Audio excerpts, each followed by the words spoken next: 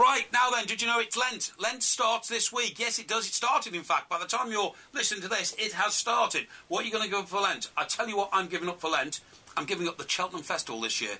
It is a tremendous sacrifice. But do you know what I believe? In these harsh times, these austere times, credit crunch times, you have actually got to be ruthless with yourself and give something up to bring back a new discipline to the world. Do you understand what I'm saying? During the good times, all our discipline went everywhere. You go into bars and spend lots of money on drink that you didn't really need. You go into shops and spend money on clothes you don't really need. And you go off to social events that you shouldn't really be going to. You should be here working hard. But no, you say to yourself, times are good, I don't need to work as hard as I did last year or the year before. Well, now you need to work harder. Now then, I think the reason I'm giving up Cheltenham is to remind myself you have to make sacrifices in the hard times. I'm putting a challenge down to all our talkSPORT presenters, and I'm saying to them, what are you going to give up for Lent? Because you need discipline like I need discipline. You've got to punish yourself because it's our fault that the credit crunch has come. We've been overindulgent and we must stop it now. I'm giving up Cheltenham and it will break my heart. I love the smell of the horses in the morning at Cheltenham. I love going into the Cheltenham track at 10 or 10:30, going into the Guinness tent and quaffing a few pints of Guinness. Then I like going into somebody's box and enjoying a few glasses of wine,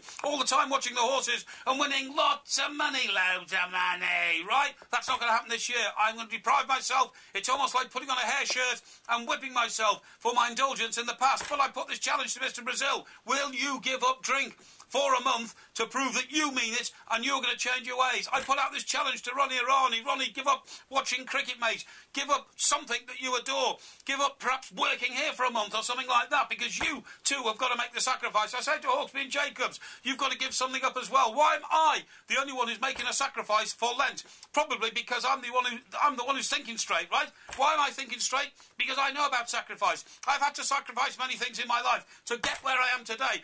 I wouldn't be where I am today if I didn't make sacrifices, and you lot should all know that. What sacrifices are you going to make for Lent? Because you've got to make sacrifices. If you don't, you'll go along this doom-laden path upon which we all walk until we realise the shutter comes down and it's time to go backwards. Well, I'm going backwards. I'm not even driving to Cheltenham and turning around at the gate and coming back. I'm deciding now there will be no Cheltenham this year for the old Porkmeister. That's because self-sacrifice is the only way we're going to go forward. Make your contribution to solving the credit crunch by giving something up for Lent that you cherish and punishing yourself for being indulgent in the past. If you don't, we're all doomed and we're on a handcart which takes us only to hell.